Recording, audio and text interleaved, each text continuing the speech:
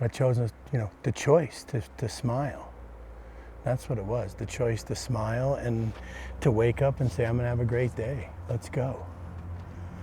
I mean, it's not false motivation. If you tell it to yourself enough, you'll start to believe it. Is it false motivation, or is it how the journey begins, that baby step? It's a form of belief. It might be a form of false belief, but it's a form of belief which drives you forward, gives you the confidence to try things that you may not have tried otherwise. When you're young, you need to find some source of belief in yourself, some sort of motivation that gets you over the line. Because somehow you've got to come to terms with who you really are. I wrote on a piece of tape, a piece of duct tape, and taped it to that treadmill, for those who can't.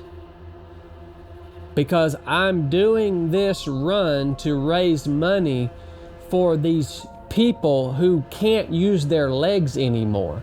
And I'm sitting here watching my buddy David, he's there in his wheelchair, and I'm up here running, and even though 24 hours on that dang treadmill hurt bad, and it was miserable, like nothing to look at, right? But like I'm looking at him and I'm like, he would love to be able to be up here running right now. Man, on those days where it's hard to get up, it's hard to get moving, but you get up, man. You don't want to get out. You don't want to get out and run. You don't want to get up and get moving. But you think about those who can't. Like, that's such a perspective shift. One more inch, one more inch, one more foot, 2 more steps. It's still a little bit further. Just don't give up. Just keep going.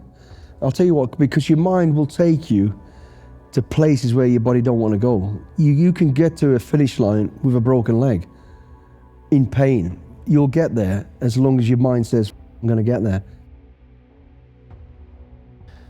I want to be the greatest. I want to be the greatest that I can possibly be. And I don't want, when I retire, to have any regrets. Yeah, as I mentioned, you got the cardio, you have the diet, you have the training, and there's a time where there is no balance. There's a time where you just have to go completely all in, and there's not gonna be friends and family time. There's not gonna be alone time. It's gonna be hustle and grind. This is grind season. I want to know that every day I gave it my absolute everything. So if I'm suffering, good. I'm supposed to. I'm supposed to be the one doing the things that other people aren't willing to do. Again, I thrive off that. I get excited about that. It's not something that I necessarily want to do all the time or forever, but it's what I've signed up for. It's what I chose to do. Never let a situation or circumstance define your life, no matter what it may be, right? Because you can always look at a situation and think, like me, for example, I was the first one in my family to go to college, right? In that house, my grandparents had 16 children, right? 3 of them graduated high school, 3. So the value of education was extremely low. And when I came along and I had this dream of going to the NFL, going to college, I could have looked at my situation and said, well, man, more than half of my family didn't even graduate high school. So it's far-fetched. It's not gonna happen, right? People even told me when I got to high school, and a cop asked me once, he said, man, what's your dream? I said, I'm gonna go Division I, I'm gonna go to college, then I'm gonna go to the league. And he's like, you'll probably go to cell block D1. And I was like, man, you're making a mistake. Like, I've never met you a day in my life. And he's like, your family went to this school. Your uncles went to this school. They got an uncle in jail, right? Got an uncle in prison, right? And I was like, yeah. He's like, apple don't fall too far from the tree, right? And what he was saying to me was, you'll probably repeat the same pattern that they repeated. You come from the same household, right? And I could have looked at it and made an excuse and said, I'm gonna lower my standards to meet and accommodate my household, my experience, my situation, my circumstance. Or I can take my situation and my circumstance and raise my standard and say, I'm going to be an example and I'm going to triumph, and I'm gonna use my situation and my circumstance as my driving force and my fuel, right? And so never allowing a situation or circumstance to define your life, and understanding that you got something inside of you that's greater than that situation or the circumstance, but you have to constantly believe it. And not only believe it, you have to make decisions and choices every single day to put you a step forward toward what you believe your destiny is. Because the giving up is, it's over, done. And that's not an option. That is never an option. You know, when you say you're going to do something, do it. Do it. And when your mind says, you know, you've said this, I'm going to do 10 miles, then when you've got an option to give up, it's a weak option when you give up. You can take that giving up option out of the equation, and the option is, I have to finish this. I have to get to that point. Now, whether your fucking feet are blistered, your back is hurting, as you're going to find out, your shoulder feels like one's snapped and the other one's all right, so what? So what?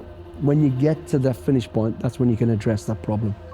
Let that pain actually drive you on. Think about that pain and don't think about the distance, and then before you know it, you're at the end of the distance.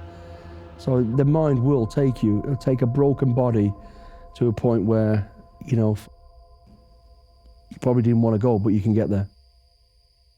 For me, like I said, I don't want to get to the end of this and think, man, I could have gave more.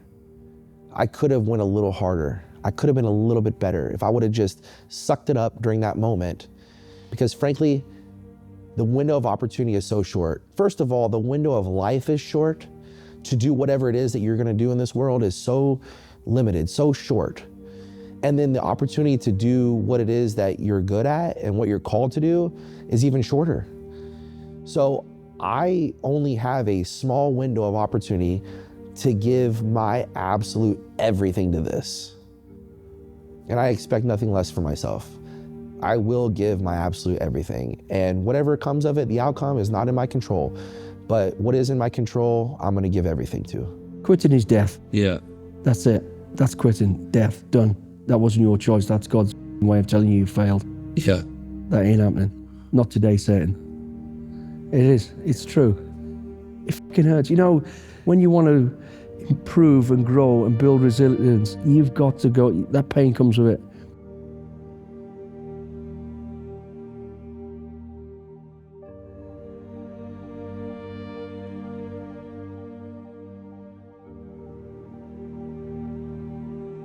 That pain is the foundation, the mortar to becoming a better person and achieving better things. Love that. That's a great quote. It's true. It's absolutely true, mate. If it's easy, it ain't worth it. It's not a challenge, is it? It's not worth it. The growth is in the pain. The growth is in the suffering of the task. And then you know what? You get to the end, you achieve what you wanted to and more, and you feel great about it. Yes, you're still blistered. Now you can't walk because you're blistered. So what? It's only a passage of time. They'll heal up in no time. Right, because I'm coming from this household where I sleep on the floor, right? With roaches, with rats. I'm not ashamed to admit it, right? And I would go to school and I would compete. I would work. And so when I met a kid that I was competing against, the only thing I felt I had the advantage in my whole life was my work ethic. And I took pride in that, right? I was never the biggest, the fastest, the strongest, never had the most resources, but I had a work ethic. And so for me, when I got on the field, it was like I was free, right? I was free from my household, that 2-bedroom home with all the people. I was free from sleeping on the floor. Like this was the thing that my identity, and I could just be me. But also I could hit people, right? I could tackle people. I can inflict violence, not get in trouble for it. So it was a vehicle of expression that I felt as if I do this well, I can get my family in a better situation. If I do this well, I can get my mother off the double shift at Wendy's. If I do this well, I can get my own bed. If I do this well, I can get my grandmother a better living condition. If I do this well, maybe I can stop my uncles from selling drugs, right? And so for me, I viewed it that way, right? And I firmly believe perspective drives performance. And so my perspective about the game is different. And so therefore it drove my performance to be different. The number one thing that I have to tell myself over and over again, especially when it starts to get really hard, is stay present. That's the number one thing I'm telling myself. Is like I will speak that out loud to myself. If I'm always conscious of my mind, and so in a perfect world, my mind is completely blank, and I essentially am just like become a metronome, like no emotion, No, good or bad. Like my mind is just blank, and there's relaxation in that, by the way. Like I'm trying to conserve every ounce of energy mentally and physically that I possibly can. But I'm checking in with my mind, and if I notice that it's going somewhere that it doesn't need to go, I will tell myself, no, stay present. Stay present. Focus on now. Focus on what's the next step, right? It's not what you get, it's who you become. You don't always become who you're capable of becoming by love. You need some toughness there. Just like as a parent, you need to be tough occasionally. Set some limits with your kids. But my father, who was a very quiet man, once spoke to me. I went to grammar school and then to university, which was unusual for my family. But he said, Billy, I want to say something to you. And he drew a line on the floor and said, this line is the line of responsibility in life.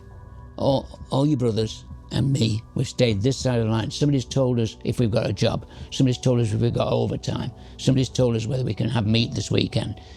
I want you to step over the line. And that was a magic moment for me. And that was my impulse to be courageous. I've never not crossed the line. And I think passing that on to Tom was very important for me, to say, do not be frightened of failure. Failure is sometimes good in the sense that you need to fail to learn to be better next time, but you have to be big enough to accept failure. You have to cross the line. The last thing you do on the hills phase of selection is basically, long haul, is it called? Endurance. It's called endurance. It's about 60k, 60 miles, wherever it is, and you're carrying a fucking house on your back. And before I even started it, my knee was out here. I thought, I ain't gonna be able to do this. And I could quite easily have gone, I ain't gonna do it, because the damage I might do at the end of it, could fuck me up forever. But I wanted to do it. I knew I wanted to do it, and I thought, fuck it, I'm gonna take that risk. I'm gonna take that pain. I'm not gonna make that an excuse not to do this. And then by the time I finished it, my knee was almost the size of my waist. I did it in fast. I did it in a fast time because it was hurting so much, and I knew the quicker I do it, the quicker this pain's gonna stop. So the pain hurt me more, and I went faster. And I remember, there was two of us did it in a real ridiculously fast time, but I did it because of the fucking pain I was in, and I wanted to do it. I was gonna tie that leg up behind my ass and drag myself across it. I wasn't gonna give up. I don't care. Because I knew I'll find the time. I'd rather got to the end and done it and then be told, unfortunately, you can't go on to the next phase because you're fucking so badly hurt. I'll deal with that next. I want to get to that fucking end point. My mind says I want it, and I wanted it. I wanted it in my heart to say to myself, I'm going to finish this. I could have quite easily, and no one had ever questioned me because you could physically see my knee was fucked. But I just did it. I just fucking went, and it was fucking hurting. And I spent more time moaning about my knee. I knew as I'm moaning, that's another kilometre under the bag, that's another kilometre, another moan. And then me, I'm on at the end of it, it's only 14 hours. Hey! And then I laughed for the rest of the weekend. In absolute agony. Honestly, I could stand up, you fall over. But I thought, how come I didn't fall over those mountains? Because I didn't want to fall over. I could quite easily have done. And literally at the end of it, the next morning, trying to get my shorts over the top of it. And I'm like, and I went to stand up and I'm falling over. I can't stand up. And I thought, fine. Because then my mind had already said, I'm nothing to achieve today. You've done it. But my mind said, I want to get to the end. I've no time really for sympathy. If you sign on to be a professional athlete, you made your commitment. I expect you to go for it. Empathy is when you hit a roadblock, and I understand what that roadblock's doing to you. And Tom was just saying, physically, technically, tactically, that's fairly straightforward to get around roadblocks. But mentally and emotionally, some roadblocks are very difficult for people to get around. And all athletes have a crisis point in their career sometimes. To get beyond their own feelings, their own emotions, to be able to deal with those in order to have space to deal with the feelings and emotions of the people they're trying to help. And I've always looked for coaches who had that ability, the ability to get above and beyond themselves and have space and capacity to deal with the emotions of others, the team in front of them. You've got to be bigger than one result. You can't. Sometimes it's a good thing to let the ego run and let them want to be the world record holder, world champion. But there is a lesson being learned as we go along, and that is the process is the key thing, not the outcome. The outcome is, I want to win a gold medal. Fine, you want to win a gold medal? Put it on the shelf, there's the gold medal. Now let me tell you what it takes to win a gold medal. This is the process you're going to have to do. And then the athlete now has got to commit to the process. So we're having problems in modern coaching with tough love. Some of this generation don't like the balance of tough love. But tough love is fine, providing the athlete commits to the process. And very often, I mean, I coached England 66 times at basketball. I can remember 3 results. But I remember the process. I remember the moments, the people, the friendships, the humour.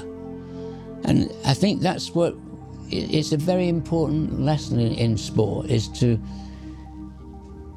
be driven by the outcome, but also to love the process. I mean, the process is you learn so much about yourself. You become such a better person because of the process, because you're committing to something and you're really working hard.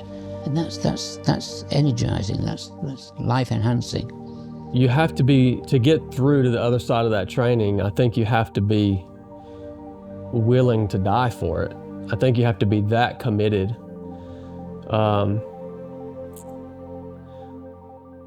You definitely have to learn to deal with significant amount of discomfort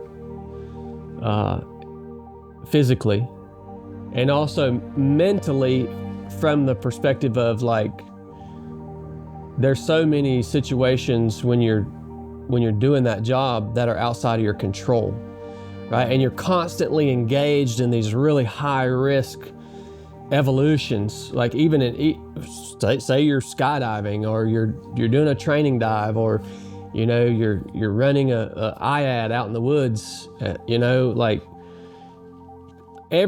almost every day you're doing something that could potentially kill you, and there's so much out of your control, and like you have to learn to manage that. And so those are some aspects of people that are able to get through that. I think one of the keys is being able to break things down into digestible segments too. Probably the number one reason that guys quit that training is because they try, at some point, things get harder than they want it to be. And it's different for every guy. It could be running, O-course, swim, cold water, whatever. But you're gonna hit a point there where you're like, this isn't fun anymore. This is harder than I could have ever imagined it being. And guys will start to think, there's no way I can keep doing this for another 2 hours, or for the rest of the day, or for another month, or 6 months. And like, I think that's the number one reason guys don't make it through. But the dudes who can get to that point and then tell themselves, well, this is really hard, but I know I can do this for 1 more minute, or I know I can take 1 more step. Or if it gets really, really hard, like I know I can stay here for 5 more seconds. And you just keep convincing yourself of that over and over and over again. Like I really think that's a key to getting through SEAL training, to getting through any difficult part of life. And if you ask guys, we started out with 300 guys in Bud's class 278. We graduated with, I don't know, just a handful, original class members. And if you asked every one of them, why'd you quit? I believe they would, if they were honest, they would all tell you of a moment when they became overwhelmed by the big picture of what was actually happening to them. And so the way I managed that was every day, my only goal for the day was to make it to breakfast. That was it. So I just went meal to meal, and that's how I managed it. And the morning is always the hardest part too. So if I could make it to breakfast, I was already cold, wet, sandy, but I make it to breakfast, I get a good meal in my stomach. I might as well not quit, right? Because I'm already feeling miserable. Let's just make it through the day. Because they got up in the morning in a nice warm bed. I mean, our bed situation, 3 of us in one bed, in what would be a single room. My 3 brothers and my 2 sisters were in the other room, which is even smaller. Yeah, but that was normal to us. It was literally get up in the morning, first up, best dressed. Life is 8 out of 10. It's how you deal with the 2 that counts. We're all good at dealing with the 8. It's dealing with the 2 that counts to having a successful life. Life begins at the edge of your comfort zone, and it takes great courage to step across that line. It's the easiest thing in this world of ours is to stay comfortable in a centrally heated flat with your television or your screens, or somebody providing entertainment for you, ringing Deliveroo, getting your meals. It's easy. We are looking for people in our society who step out of that and face challenge. What's up, guys? I hope you enjoyed this motivational video. The main theme of the video was to never give up. And, you know, I think the worst thing in life, you know, when your back's against the wall or you're struggling with mental health issues or something's gone your way, or, you know, you've had a bad month, a bad day, a bad week, a bad year, or even multiple years, to wake up and just not want to keep going. It's the one choice you have. You know, like, speaking honestly, I have wanted to give up hundreds of times. And, you know, if, like, the first part of the video is John Shrek McPhee, which was amazing filming with him, which is a documentary that's coming out on the main channel very shortly, hopefully this week, that he says, you know, he made the choice to smile. And it's very simple, but it's effective, right? Like, every time you wake up, you have a choice, rather to be sad or to be happy. And, you know, I look up to people that go through hard times, go through moments that would make people quit, and they still smile, still hold their head up, and look forward. And, you know, I think no matter what anyone's going through who's watched this video, if you can just do that every day, right? Like, every day, you just one step in front of the other, never give up. Because if you give up, that's it, all right? And I think that's what life's about, is never to give up. So, like, if any of you guys are struggling or with situations in your own life, I hope that you can watch this video, maybe watch it again when you're struggling, and just know that giving up is not an option.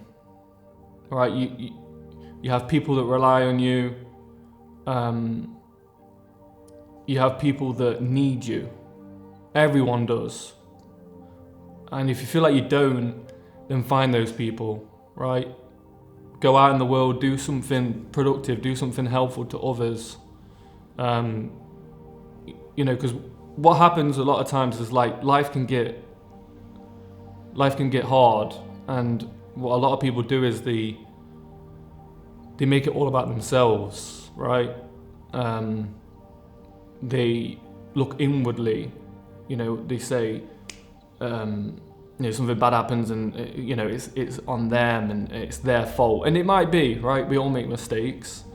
But that mistake, that struggle doesn't define who you are. Yeah? What defines you is you. Again, what John Shrek McPhee said, not in this video, but in another interview we had with him.